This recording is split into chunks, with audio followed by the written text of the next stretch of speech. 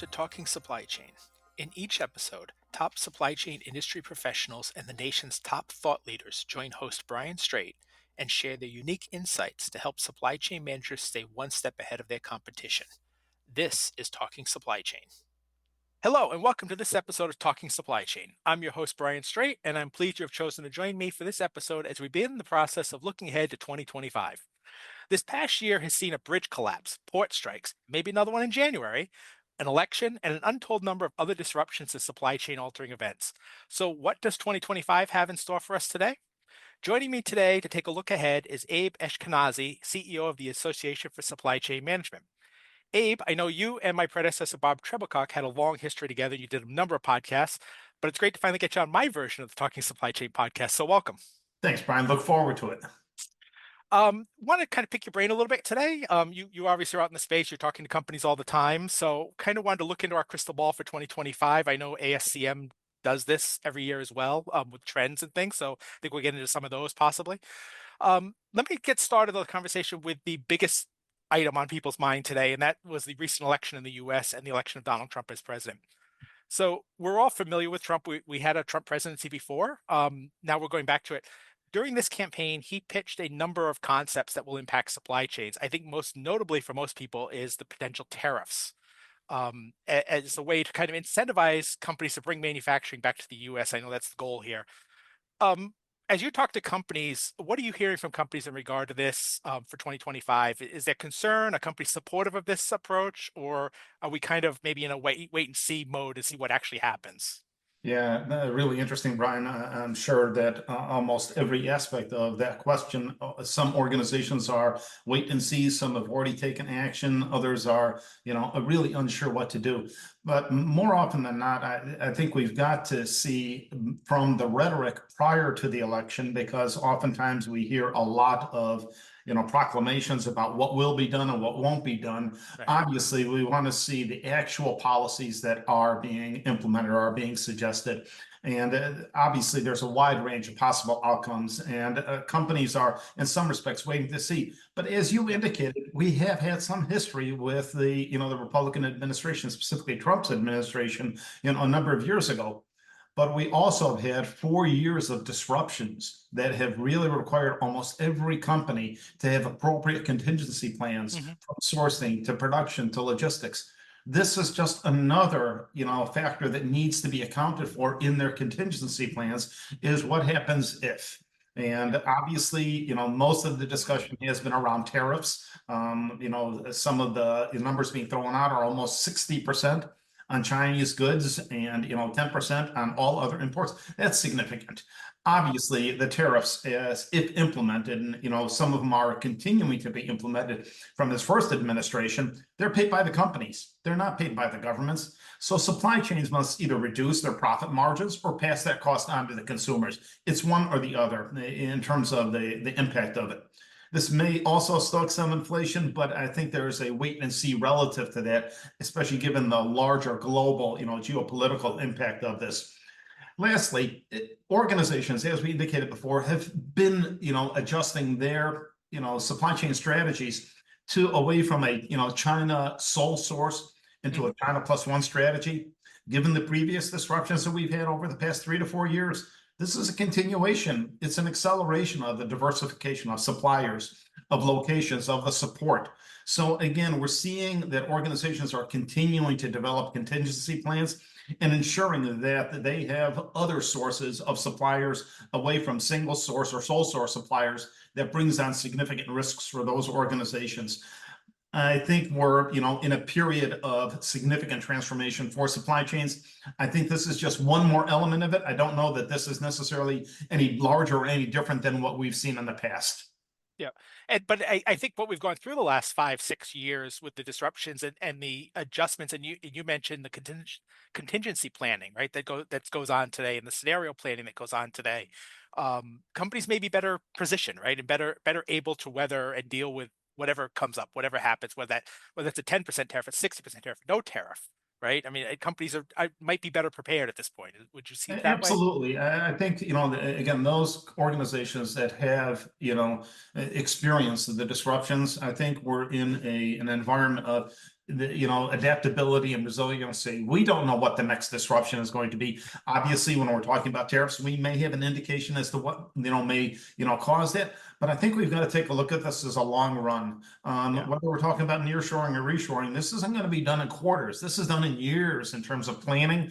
The chip manufacturing is a great example. It's almost 3 to 5 years before we start to see production out of the investments that are being made today.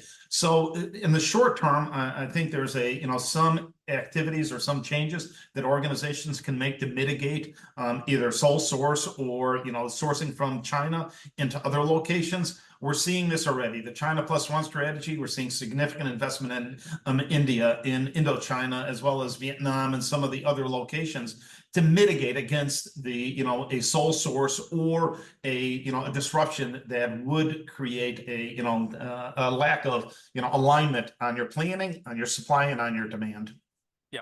And that leads me nicely into the next question, which is we were just talking about the US election, obviously the impact there, but elections have been going on all around the world this year. I think I forget what the number is. I want to say it's 130 plus countries had elections this year. And that's raised geopolitics and the geopolitical environment higher up on the food chain for CEOs this year and how they're dealing with it.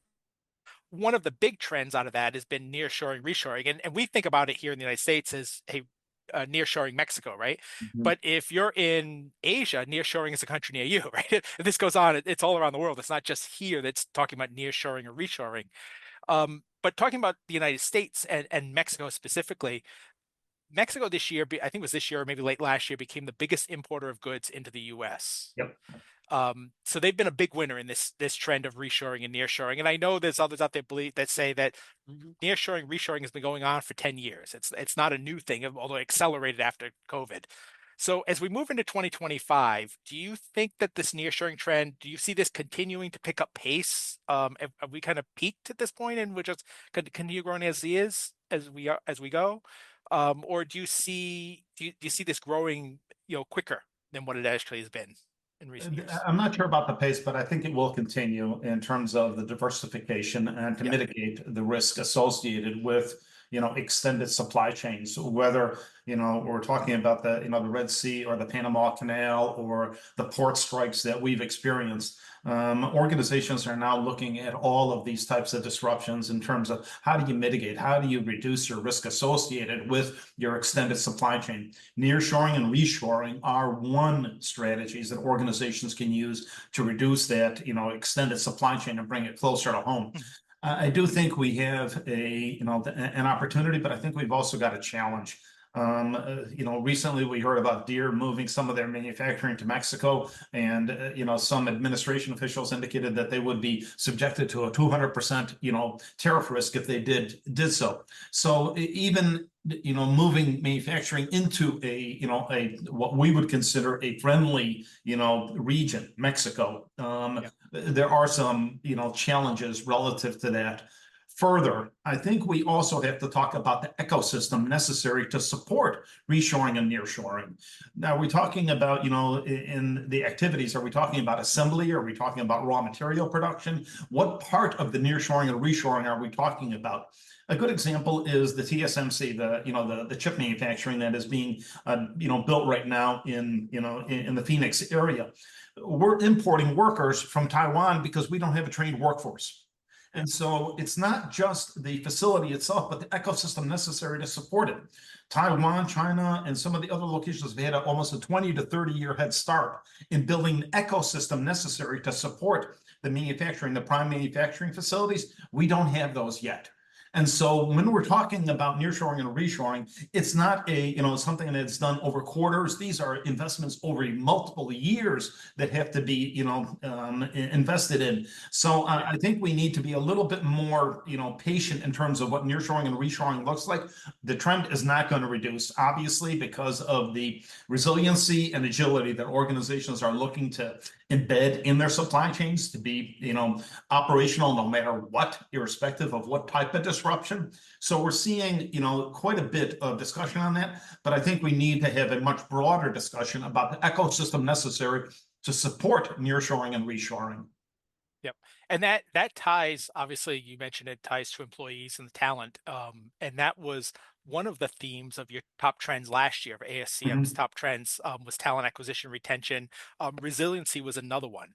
So we spoke about these topics last year. As I'm sitting here today, now as we look to 2025, do those things still resonate with industry for next year? Absolutely, and probably even more as we're starting to invest significant dollars and capital into digital transformation and the technology solutions. We talked a little bit about some of the gaps that were exposed during the pandemic and subsequent to that, between visibility, transparency, and traceability of the products. We've spent an inordinate amount of time and effort on visibility to ensure that we have full visibility into the extended supply chain, not just tier one, tier two, tier three, and where most of the disruption occurred. So we've worked really hard as supply chain professionals and as an industry to get visibility. Well, there's good news, bad news. Good news is that every organization should have knowledge about what and who is in their supply chain so that they can identify where the potential risks are. The bad news is that we now know who and what is in our supply chain, and we're recognizing that we're not as resilient, we're not Yeah. as sustainable, and we're not as accountable for the extended supply chain as we'd like to be.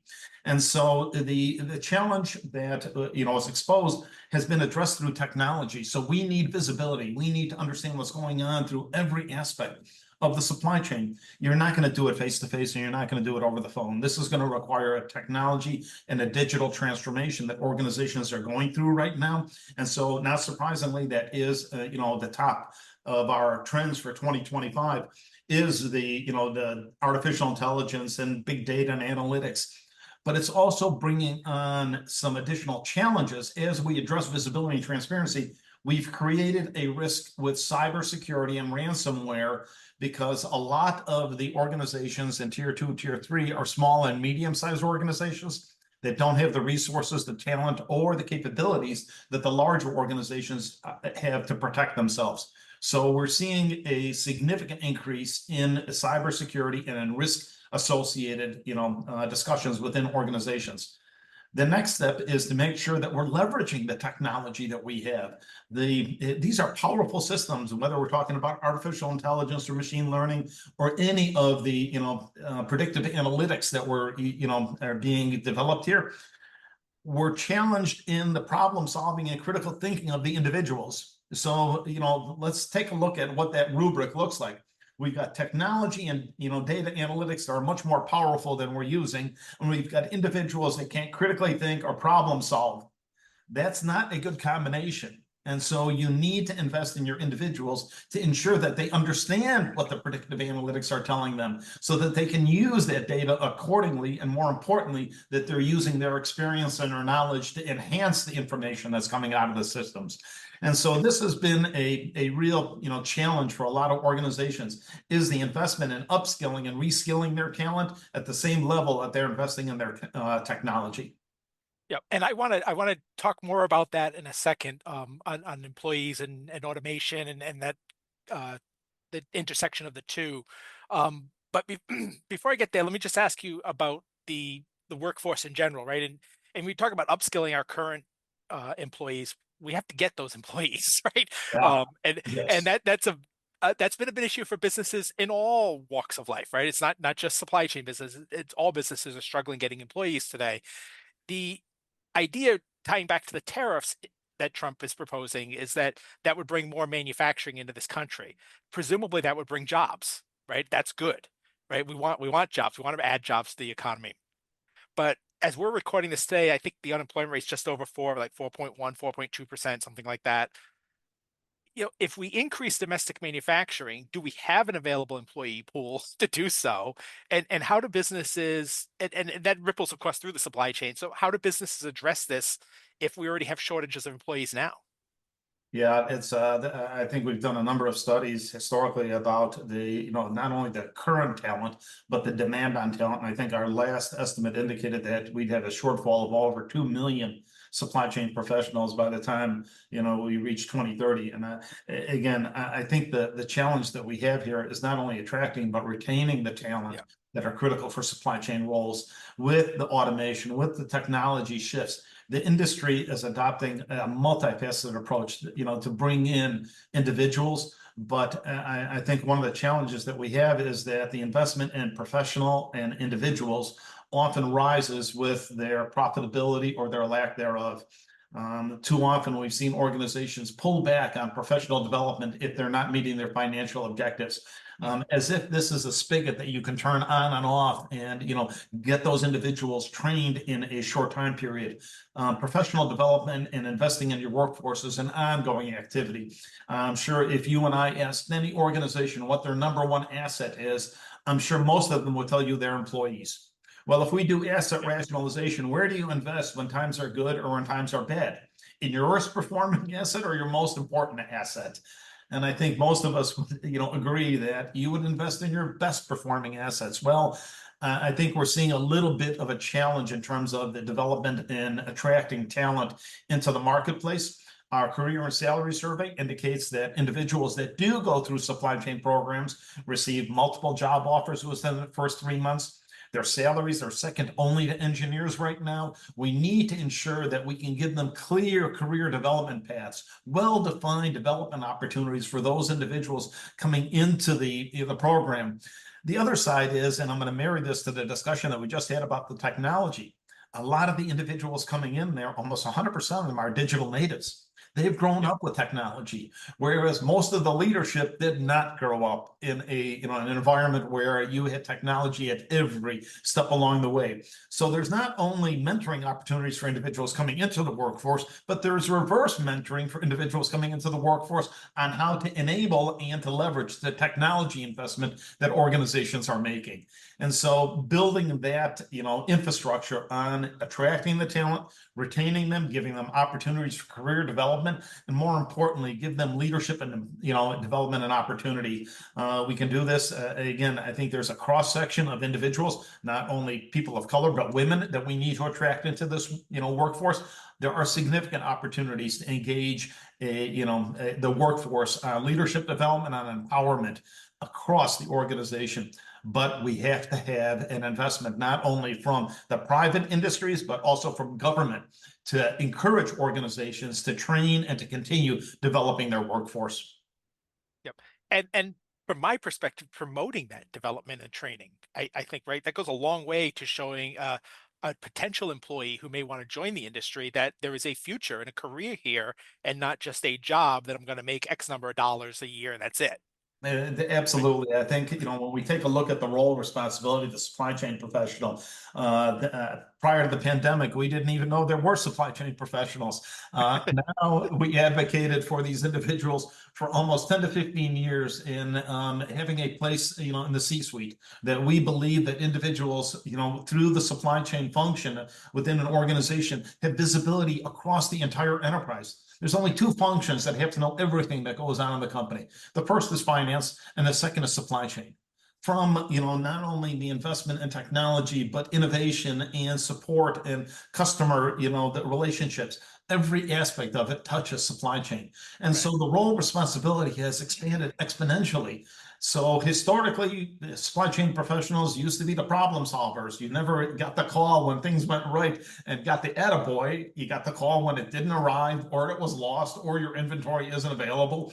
So those were the, most of the calls. Now we're seeing individuals move into leadership positions within our organizations. We now need to empower them to use their voice. Historically, we've advocated for getting a seat at the table. We now have a seat at the table. Now we need to have these individuals use their voice at the table to advocate for their supply chain and for the individuals within their departments. Lastly, working with your chief compliance officer, your chief financial officer, and all the chief technology officer within an organization, much more focus on collaboration than we've ever had because of the technology and the impact on the enterprise that supply chain has. Yep.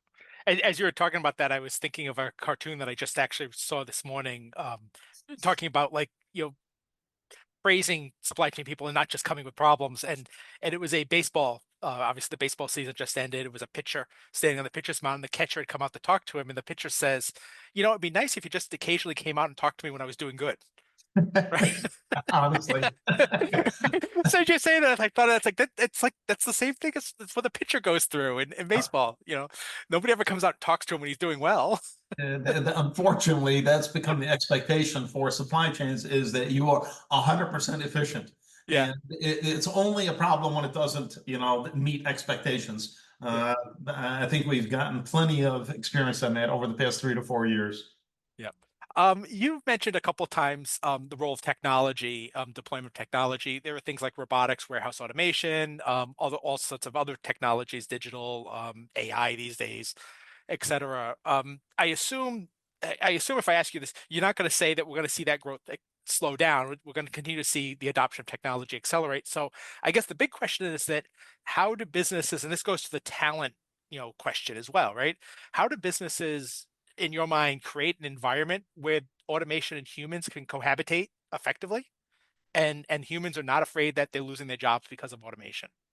And a really interesting question. I think it's become even more of a topic over the past couple of years as we've started to talk about AI. Historically, robotics and technology, it was the pick, pack, sort type activities that reduced, the effort required from, your employees.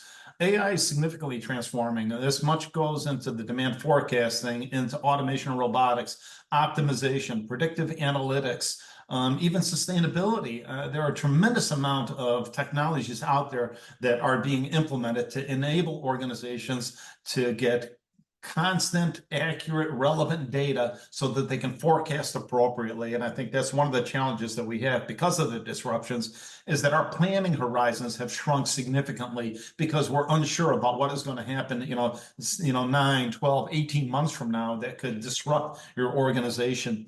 But this, the investment that we're making in, our supply chains and transforming them does not come without a commensurate investment in the talent to understand what is coming in and coming out of the technology. And I think this is where part of the challenges occurred over AI is that it's focused on the knowledge worker as opposed to the, pick, pack, and sort, focus on robotics. But I think when we start to talk about nearshoring and reshoring, going back to our original topic, we're not going to be coming back with physical labor type activities. That is not the focus. It is going to be much more on autonomous or semi-autonomous operations, significantly more focus on logistics and optimization for the organization and reducing of your risk management, whether through inventory optimization or supplier risk management. These are all technology tools that enable organizations to get better information, but it doesn't tell you that you're making the right decisions. Oftentimes, as you're getting information, you're making decisions faster, but not better.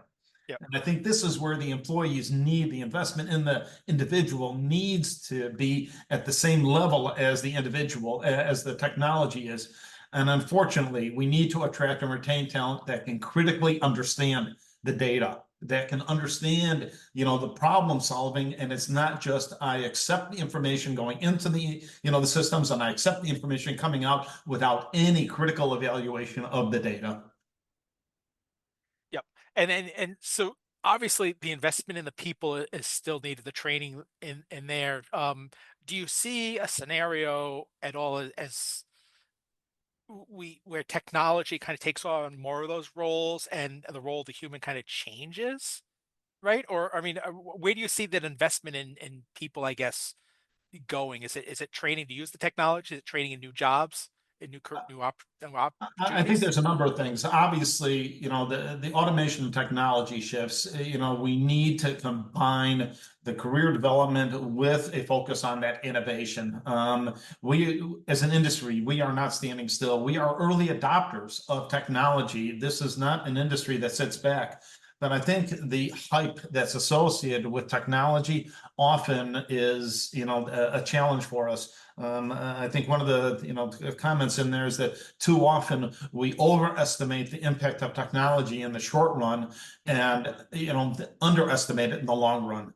And I think that's part of the challenge here is that we're taking a look at AI and machine learning and a lot of the, predictive analytics as a solution in and of itself, as opposed to an alignment with your talent in the organization and leveraging the individuals that you have as opposed to replacing them. Yeah. So providing them opportunities to reskill and upskill the individuals, as I talked before about reverse, mentoring for individuals. But we need to have them trained in AI and data analytics and in supply chain management software that helps them, again, feel much more secure about the decisions that they're making, and maybe away from a lot of the Excel spreadsheets that they're still using in their Yeah. organization. I think we need to, combine and really embrace the technology that's being implemented. Again, it's not going to go away. So we definitely need to ensure that the talent side of it is at the right level and at the right, consideration in terms of their knowledge as well as the implementation of it. Whether we're talking about digital twins or AI, the jobs that are coming back are going to be technology based. They are not going to be physical based sourcing or talent. Yeah, and I just talked to a guy from a company. He works. They've implemented AI in their payables department, Yep. and he was telling me that they eliminated no people. Yeah. And in fact, they have automated. He believes they've automated about 80% of their payables at this point with AI. But he thinks that's as high as they're going to get. And I asked him why. So why do you not feel like you can get higher, close to 100%? And he said because AI learns, right? We don't program AI, it learns how to do Yes. things. Yep. And he said it's really important that we make sure that we still have people checking to make sure that the AI is doing it correctly. And then when it's not doing it correctly, you tell the AI what it did wrong so that it can fix it for the future. Yep. Right. Yep. And he said, and we need to make sure that we don't end up with those hallucinations that people talk about in AI. He says, so I don't think we're going to get above 80% Yeah. on that. He says, but I think that's really good, is what his point was. And he took the people that he had doing that, they've moved them into other roles, and And trained again, them I think that's elsewhere. a great example of how technology enhances it. But again, the combination of the talent side with the technology is a winning combination. Yeah, yeah. Want to finish up. Talent obviously is a big part of what you guys do, and a big part of the supply chain. Even though we may talk about technology all the time, right? I mean, it's everything's technology, technology, technology. But humans are still the key cog in the supply chain, if you will. So, wanted to finish up with a couple questions on the people involved in this process. So, first question is just simply, what do you see in terms of workforce training, continuing education? What kind of trends do you see there for the workforce, the current workforce? I think we need to take a holistic approach to that, the education. First, I think we need to work with the academic institutions to ensure that they have a solid foundation of supply chain concepts and information. Too often, we're seeing a lot of the individuals coming out of the schools not prepared for the jobs that the organizations have. We've, done a number of studies in terms of what organizations are looking for and what the schools are providing them. And I've talked to a lot of academic advisors and professors, and I'm imploring them to be much more in line with what organizations are asking for. Yeah, The challenge that we have right now, the demand is so high in the industry for these individuals coming out of supply chain programs. It really doesn't matter what the content is that you're being taught, as long as you're coming out with a supply chain degree. Now, that's good for us as an organization because they're coming to us as an organization and saying, hey, we need to upskill these individuals to understand what their current role requirements are. So again, that it's a boon to us as an organization, but in some respects, we've really let the organization down. And the yeah, foundational knowledge that they need to have within the schools and the academic setting is critical so that they can take on more of the advanced knowledge and skills necessary to harness the technologies that they're seeing in their organizations. These are complex technology systems that they're moving into. And too often, what is being taught in the schools right now is rather dated. And so I think that's the first step, is to get great foundational content from the academic institutions. The second is to attract individuals to show them that they have opportunities to make a difference, not only in their career, but in the job itself, that there's a purpose-driven work here. I often make this comment that supply chain professionals have a commitment and a dedication to this industry that's probably second only healthcare workers. These individuals are passionate about what they do. They tend not to move in and out of the industry. They tend to stay within the industry once they find it, given all the myriad of job opportunities that they have. So that's a very significant benefit. But we also need to provide career paths. This has been a challenge in this industry for decades. One of the positive sides, as I just mentioned before, is that there's a lot of jobs within supply chain, from procurement to warehousing to logistics to planning and forecasting. Tremendous opportunities there. But there are also multiple ways to enter and to move within the system into becoming a leader within supply chain. You can come in through any one of these programs. And so the positive side is that there's a lot of opportunities. The negative is that there's not one career path that I'm going to tell you, if you start here, gain this experience and these credentials, this is where it's going to take you. So we need to be much more definitive about what the opportunities are for individuals coming into the workforce and what a career in supply chain would look like for those individuals. Lastly, building a culture of continuous learning. It's not just enough to train them when they first come in there. You need to continue to promote a culture that values continuous learning and innovation by providing them ongoing education, whether through certifications or conferences. They're demonstrating a commitment to their individuals' growth and development. Oftentimes when we see surveys of individuals and why they leave companies, it's because of the leadership, and it's because of their lack of commitment to ongoing professional development. While salaries are up there, more often than not, we see leadership and continuous learning or investment in your workforce as a critical piece of why individuals stay with companies. Yeah. And that leadership component, not just in supply chain, in any business, leadership is so important, right? To getting the employees engaged and wanting to come to work and wanting to, Yep, you know, drive the company forward and not just show up, collect a paycheck. Right. exactly.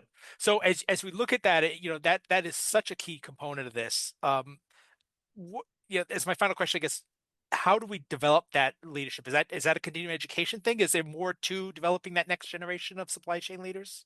I think it's a combination of it. I think I think the major change that occurred over the past 3 to 5 years was even the term supply chain is now at least it's ubiquitous. It's in our vernacular. We all talk about it. The challenge is that while people understand the term supply chain, they don't understand what it means for a supply chain and the complexity that a supply chain has to, solve to get that product to your door. Too often, I think most individuals' knowledge of supply chain is they press their tablet or their computer on a buy and looking at their door and indicate and asking, why hasn't it come here already? I Yep. ordered it 5 minutes ago. And so there's a significant expectation right now for individuals coming into the workforce. But companies that create an inclusive, supportive workforce and promote collaboration and engagement, they're going to see higher retention and recruitment of those individuals. We tend not to see individuals, in our last salary survey, individuals are not leaving this industry. Job satisfaction is over 80% for the individuals that are working in the industry. And they, when we ask them, do you plan to stay in the industry the next 5 years? Significantly high percentage, almost 80% indicated that they will stay within the industry. In spite of all the challenges and the disruptions that we've had, these individuals are committed to their organizations. So, enhanced recruitment and, showing them that they have opportunities to make an impact, not only on their career, but on the individuals, consumers and patients alike. I think that's a winning combination. Again, improving your workplace culture and engaging your employees to create an inclusive workforce. I think most organizations would rapidly, invest in there. Yeah, and I would mention too. I don't. You probably have seen this, but that process, leadership starts getting that leader, that next generation leader, starts in the initial hiring process, probably 15 years earlier, right? When that person's first hired into a company, and it's making sure that they understand that you're coming in to a career, and you have an opportunity to have a career if you want to do that. Yeah, And then absolutely. And especially when you take a look at the sort of the industry as an innovative, it is responsive, it is yeah, agile. This, recruitment of individuals that want to make a difference, You found it in supply chain. I cannot think of a more, impactful activity for an organization right now than their supply chains. Yeah, and I was talking at one of the recent shows I was at. I was talking to a software company CEO, and he was telling me that the thing that we fail as an industry so much at is getting people that are in the industry to understand that there are a lot of areas they can apply their talents throughout the industry, Yeah. right? They come in and they think, okay, this is what I do, and that's all I can do, right? And those skills transfer to other areas of the industry, Yeah. and there is so much more than just moving boxes or picking up boxes and putting them on a truck, or making a Absolutely. product. And When you focus on your workforce, on the recruitment, the talent development, leadership opportunities, innovation, the diversity that you bring in, they create an environment where the individuals feel valued, motivated, and aligned with your vision. yeah, That's a winning formula. yeah. Abe, thank you so much. We are out of time. I appreciate your time. As a final question, if people want to get in touch with ASCM, what is the best route to do that? ASCM.org, and you can identify if you're looking to enhance your own career or you're looking to enhance your team's opportunities and their knowledge base. There are opportunities for both the individual and the organization to advance not only their knowledge, but make an impact on their organization. Yep. Great. For companies out there, take advantage of the resources, ASCM, and there's others obviously that have resources available. I mean, you don't, this is not a journey you have to do alone. So Absolutely. there are people out there that'll help you do it and improve. Um, Thank you again, Abe. I want to thank my guest, Abe Eshkenazi of the Association for Supply Chain Management, for joining us today and kind of talk about 2025 and some talent and other topics. I want to thank each of you who took time out of your day to listen today. I greatly appreciate it. I know Abe does as well. A new episode of Talking Supply Chain comes out each Thursday. You can find it on scmr.com or wherever you get your podcasts. So be sure to subscribe so you never miss an episode. Until next time, this is Brian Straight, and you have been listening to Talking Supply Chain. Talking Supply Chain is produced by Supply Chain Management Review and Peerless Media. You can find it on scmr.com, supplychain247.com, iTunes, Google Podcasts, or wherever you find your podcasts. For more information on this topic or to sign up for our weekly newsletter, a print or a digital subscription to our publication, visit scmr.com. We hope you will join us for our next episode. For Supply Chain Management Review, I'm Brian Straight, and thank you for listening.